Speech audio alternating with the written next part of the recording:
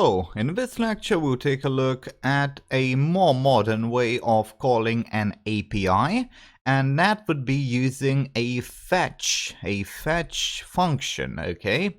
So it is a bit more modern and therefore it is perhaps a bit more tricky. It's not very straightforward, but unlike XML HTTP request, this will allow you to get a return from a method in which it's called, kind of a straightforward, non-asynchronous way of doing it. Okay, so this is very useful, of course, and in this case, as you can see, we first of all have a form data variable.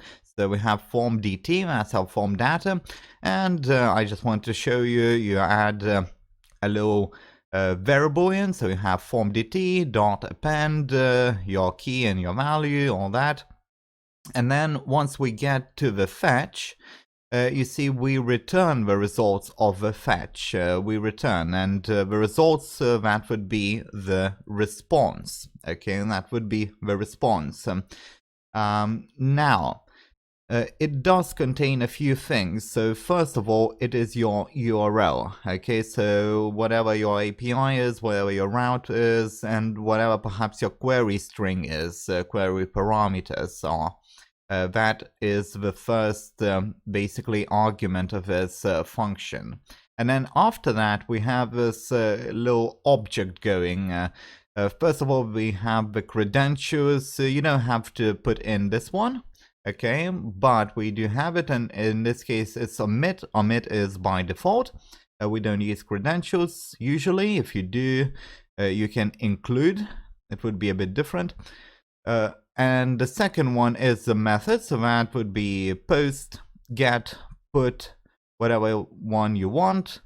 And then after that is the most important thing, and that is the body. Obviously, if you have a GET request, you don't need the body, you can skip that part, but if you do, you can have form data, you can also have application JSON as well, so you would simply provide a JSON string, and then we get to the headers, okay, we get to the headers. We have headers, then new headers, and we add the headers, and then if you have a content type, application JSON, that is very important. If you have that, you should actually do content type, application JSON. Basically add that content type header for the application JSON type. Okay, so these are the contents. And then what happens?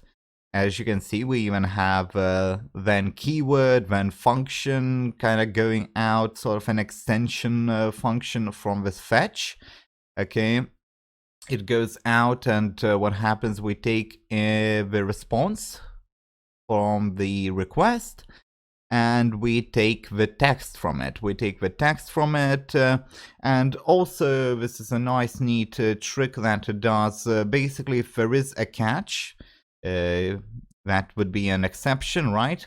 If there is that exception, there is that error, it will log to the console. It will log the error to the console, so you don't need to wrap it in another try and catch block. So this takes your URL, takes your parameters, and then returns the result as text. Okay, so this is how it works. This is a more modern approach, and you will probably use this one. Okay, it's more straightforward in a way. You don't need to worry about any kind of an asynchronous stuff. It is these days a lot better. And with that, we will conclude this lecture.